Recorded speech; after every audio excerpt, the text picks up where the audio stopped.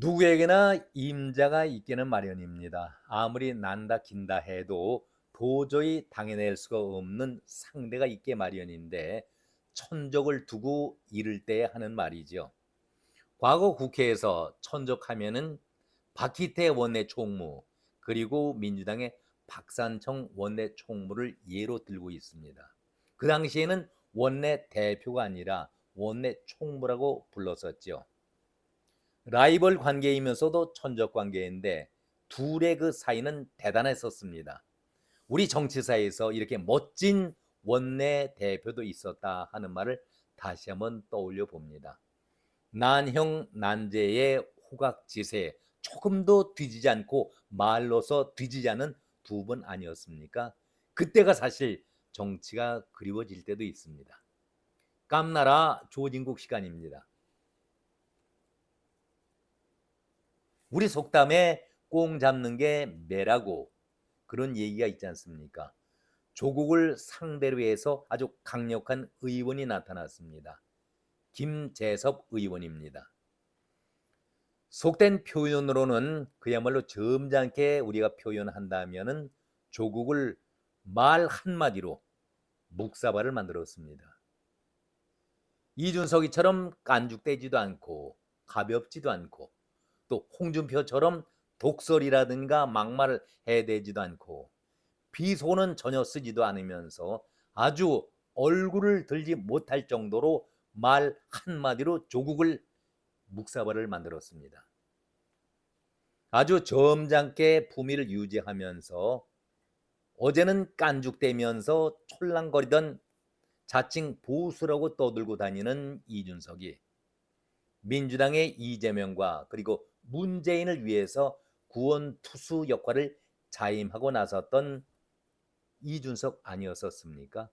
그 이준석이가 배현진에게 그대로 한 방을 얻어맞으면서 주저앉고 말았습니다. 이준석 역시 개망신을 당했지요.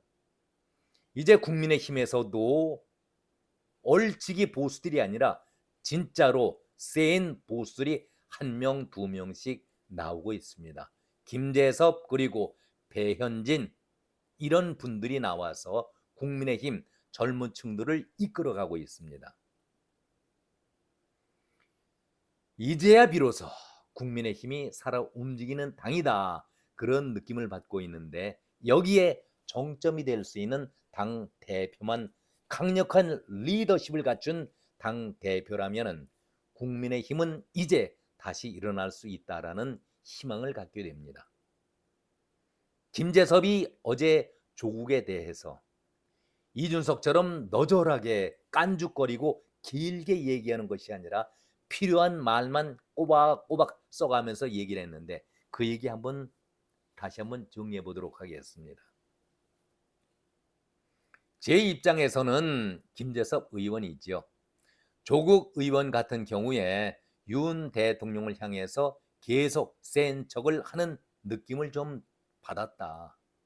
뭔가 멋지게 윤 대통령에 대한 비판하고 싶어서 이것저것 끌어놓다가 이제는 축하 난까지 보냈는데 그 난을 거부하는 퍼포먼스를 보였다. 뼈 있는 얘기입니다. 차라리 윤석열 대통령 면전에서 강한 비판 어조로 이야기를 했더라면 일관성이라도 있다라는 얘기를 들을 텐데 4월 초파일 때에 대통령과 조국이 만났지 않습니까? 조했고 악수까지 해놓고 나서 조국은 자기의 SNS에다가 나는 안 웃었어 이렇게 쓰는 것을 보면은 뭔가 자신이 강하게 센 척을 하고 싶었던 것 같았다. 한마디로 섀도우 복싱을 하는 그런 느낌이다. 이렇게 글을 적었습니다. 아주 간결하면서도 조국을 묵사발 만드는 그런 내용으로 가득 차 있었습니다. 저는 이것을 보면서 참 김재섭이 재치도 있구나, 머리도 있구나, 이준석과는 근본이 다르구나 하는 느낌을 받았었습니다. 이 얘기가 왜 나왔습니까? 대통령이 그래도 조국과 그 소속된 당원 의원들에게 축하난을 보냈었는데, 아니 버리겠다, 거절하겠다, 또 축하띠에 대통령 윤석열이라는 그 글자를 잘라버리는, 도저히 사람의 생각으로서는 할 수가 없는, 기본적인 예의도 모르는 이런 사람들이 어떻게 국회의원으로 선택이 됐습니까? 해도 너무하다. 정말 국회의원답지 않은 그런 짓거리들을 하고 있었는데, 김재섭은 여기에 대해서 일타 일절 얘기를 하지 않고 점잖게 얘기를 하고 있습니다. 여기에 대해서 조국당의 수석 대변인인가요? 김보협 이자가 하는 얘기를 들어보니까 참 기가 막힙니다. 어떻게 당의 수석 대변인이라고 하는 이 자가 하는 얘기 한번 정리해 보겠습니다. 국민의힘은 협치라는 단어의 뜻을 모르는가 보다. 협치라는 말은 그대로 힘을 합쳐서 국민을 위한 정치를 하자는 것인데, 의원실 앞에 몰래 난 화분을 놓고 가는 행위를 협치로 보고 있는 국민은 없을 것이다. 용산 대통령실 혹은 여당인 국민의힘 그 누구라도 조국 당의 만남이나 대화를 제안한 적이 있었는가? 창당한 지 석 달이 다 돼가는 데에도 대통령실 정무수석은 코빼기도 보이지 않는다, 이렇게 지적을 했습니다. 아니 보세요, 김재섭 의원과 상대당의 수석 대변인이라는 사람의 논평을 보십시오. 코빼기라니. 그리고 몰래 난 화분을 놓고 가다. 아니 시간이 늦었거나 아니면은 방문을 했는데 당사자가 없을 때 그러면 어떡합니까? 그 앞에서 놓고 오는 것이 정상적인 것 아니겠습니까? 김보협 씨, 석 달이 아니라 3년이 된다 할지라도 지난번 대통령 기자회견 때에 그 회견 내용 보셨습니까? 당신은 그 회견 내용을 귀로 들은 것이 아니라 입으로 들었습니까? 아니 도대체 조국을 만난다고 하면은 조국을 어떤 자격으로 어떤 위치에서 만나야 하는지 그것을 먼저 설정을 해야 될 것 아니겠습니까? 대통령이 아무나 만납니까? 조국 후보자의 자격으로 만나야 되는 것인지 아니면은 당선자의 자격으로 만나야 하는지, 그것 문제부터 설정을 해놓고 만나든가 말든가 해야지. 참 이렇게 자격이 없는 사람이 어떻게 수석 대변인 역할을 하고 있습니까? 답답합니다. 여기에 대해서 개혁신당의 천하람이 쓴소리를 했습니다. 조국 혁신당을 비롯해서 일부 야당 의원들이 난 수령을 거부한 데 대해서 난을 버려야지 왜 물을 주느냐 항의하는 분들이 계신다. 공은 공이고 사는 사다. 입장을 바꾸어서 윤 대통령도 조국 대표에게 난을 보내고 싶어서 보냈겠는가? 개인적으로 보낸 것이라면은 이준석 전 대표, 조 대표 등 여러 야당 의원들에게는 안 보냈을 것이다. 그러나 행정부의 수반이자 헌법기관인 대통령이 입법부의 구성원이자 역시 헌법기관인 국회의원에게 기관 대 기관으로 보낸 것이다, 이렇게 강조를 했습니다. 그래요, 이것이 옳은 얘기죠. 대통령 개인이 보내는 것이 아니지 않습니까? 행정부 수반인 헌법기관인 대통령이 입법부의 구성원인 국회의원에게 기관 대 기관의 입장에서 축하난을 보내는데, 정말 받기가 싫으면은 거부하고 싶으면은 정중하게 거절하는 예의를 보였어야지. 그 앞에다가 버리겠다, 거절한다, 그 축하띠 난을 잘라버리면서 얼마나 이 추한 모습입니까? 어떻게 이런 사람들이 국회의원이 될 수가 있겠습니까? 정말 태어나지 말았어야 할 당이 조국당 아니겠습니까? 이재명이 자기가 살겠다라고 선거 2달 전에 꼼수꼼수 부리다가 만든 것이 이번 선거제도 아니었습니까? 그야말로 불행하게 만들어진 이번 선거제도 덕에 태어난 당이 조국당 아니었습니까? 조국이 여기에 만족하지 못하고 배지를 달았으니까 윤석열 정부를 아주 싸잡아서 강하게 공격하고 있는데, 연일 밥 투정하는 어린이와 똑같은 그런 망나니 짓을 하고 있지 않습니까? 원내 3당인데 숫자로 볼 때에는 자신들의 공간이 형편이 없다. 비좁고 위치도 나쁘다. 그런데 제가 묻고 싶은 것은 조국이 아는 단어는 윤석열 이 단어뿐입니까?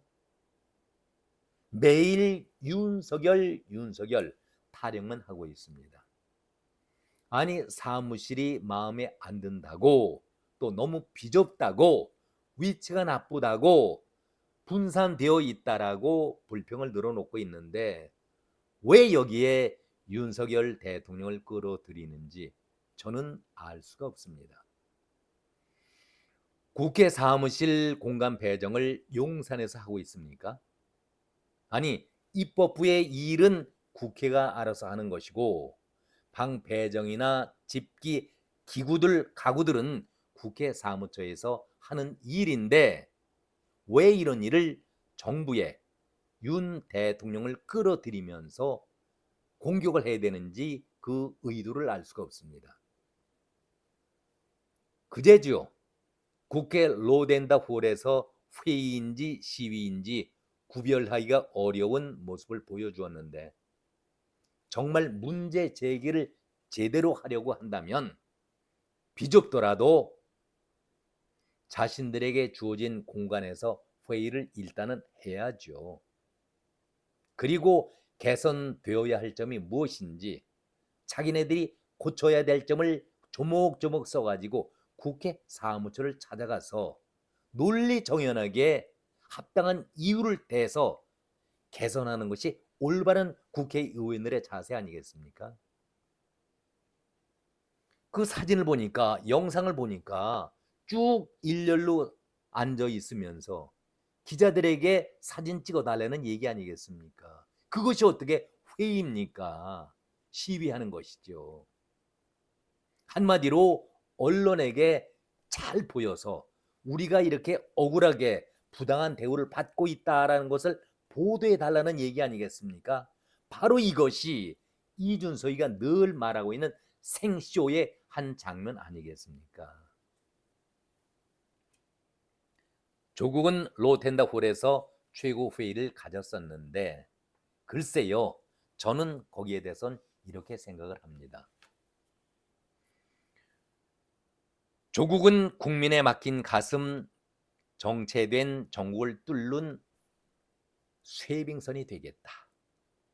대한민국을 사회권 선진국으로 제7공화국으로 끌어갈 쇄빙선과 예인선이 되겠다. 우리는 자강하고 불식하지 않겠다. 쉬지 않겠다. 이렇게 얘기하면서 윤석열 대통령은 혹독한 겨울을 준비해야 한다. 이렇게 얘기를 하고 있습니다. 뭐 당 대표라고 하니까 할 말을 한 것으로 저는 생각을 합니다. 그러나 이것이 옳은 얘기인지는 조금 더 지켜볼 필요는 있겠다. 그런 생각을 가져봅니다. 저는 쇄빙선에 대해서는 이해가 갑니다. 난관을 뚫고 가겠다. 옳은 얘기입니다. 그런데 예인선에 대해서는 좀 이해하기가, 알아들을 수가 없었습니다. 조국은 이번에 선거에 나오면서 조선, 배에 대해서 많은 공부를 한 것 같습니다. 선거 때에는 이순신의 학익진을 인용해 가면서 자신은 망치선이 되겠다, 민주당 본선은 나를 따르라. 내가 먼저 뚫고 나가겠다. 앞장서서 나갈 테니 내 뒤를 따르면 되겠다라고 그렇게 선거 구호를 내세웠었습니다. 쇄빙선의 의미는 알겠는데 예인선 제가 말씀드렸잖아요. 과연 조국이 끌고 갈 배는 어디에 있는가? 끌고 갈 배가 있나요? 자기 배부터 흔들리고 있고 난파를 당하기 직전인데 혹시 이재명이 난파가 되면은 그 난파선을 예인하겠다라는 소리같이 들리는데 민주당의 개딸들이 가만히 있겠습니까? 그리고 조국 자신도 대법원의 판결을 앞두고 있는데 조국호는 순항할 수 있겠습니까? 무슨 여기에서 예인선 얘기를 운운합니까? 우리 조국당은 자강하고 불식 쉬지 않겠다. 열심히 일하겠다. 좋지요. 열심히 일해야 됩니다. 윤석열 대통령은 혹독한 겨울 준비를 해야 한다. 이런 말을 합니다. 그 뒤를 바치고 있는 얼굴이 두꺼운 황운하. 황운하는 또 이렇게 한마디를 합니다. 기가 막히죠. 마치 김밥 도시락을 시켰더니 김밥의 양 끝터머니만 모아가지고 도시락도 채우지 않은 채 이렇게 배달된 것과 마찬가지다. 사무실 처지가 그렇다는 얘기 아니겠습니까? 원내 제3당이 민의의 전당인 국회에서 적정 사무 공간을 확보하지 못해서 회의실이 아닌 로텐더 홀에서 회의를 하게 된 것에 대해 매우 강력한 유감을 표명한다. 이렇게 얘기하면서 자신의 당의 입장을 얘기했는데 저는 이것은 하나의 시비거리다 이렇게 말씀을 드립니다. 우리가 글씨 잘못 쓰는 사람이 뭐 타령한다고 그러지 않습니까? 붓 타령을 한다고 합니다. 자기의 솜씨가 나쁘다는 얘기는 안 하고 붓이 나쁘기 때문에 글을 제대로 못 쓴다. 소외를 제대로 못한다. 이렇게 핑계대고 있지 않습니까? 평생 피고인이 될 입장에서 처음으로 배지를 달았으니 얼마나 지금은 기분이 황홀하겠습니까? 내 세상같이 다 보이는데 하루하루가 불안하겠지요. 대법원에서 금방이라도 호출하면 어떻게 될 것인가?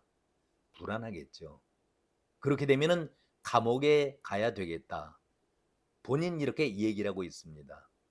물론 감옥에 가야 합니다. 조국은 그러면서 한마디 거듭니다. 그동안 재판을 받느라고 정치하느라고 못 읽었던 책도 읽고 팔 굽혀펴기 스쿼트도 플랭크도 하고 이러면서 건강 관리를 열심히 하고 나와야죠. 이런 얘기를 합니다. 감옥이 자기 운동하는 장소입니까? 체력 단련하는 곳입니까? 헬스장을 가시죠, 평소에. 여기에 대해서 국민의 미래 김시관 대변인이 이렇게 응수를 합니다. 운동을 하는 것은 자유인데 그렇지만 왜 감옥에 가야 하는지 되돌아보고 자신을 낮추면서 국민들에게 용서를 구하는 것이 우선이 아니겠는가.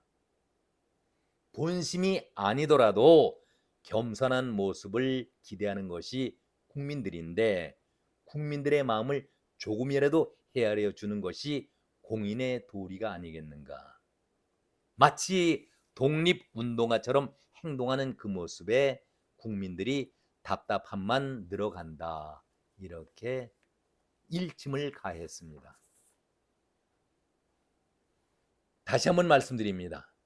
예인선이란 것이 어떤 배입니까? 난파된 배, 움직이지 못하는 항해가 불가능한 배를 끌어오는 것이 예인선 아니겠습니까? 그런데 자기 자신도 운항이 여의치가 않은데 누구를 예인하겠다고 얘기하는지 조국 정말 자기 자신을 제대로 한번 파악했으면 좋겠습니다. 과연 조국 배는 순항을 할까요? 오늘은 여기까지입니다. 고맙습니다.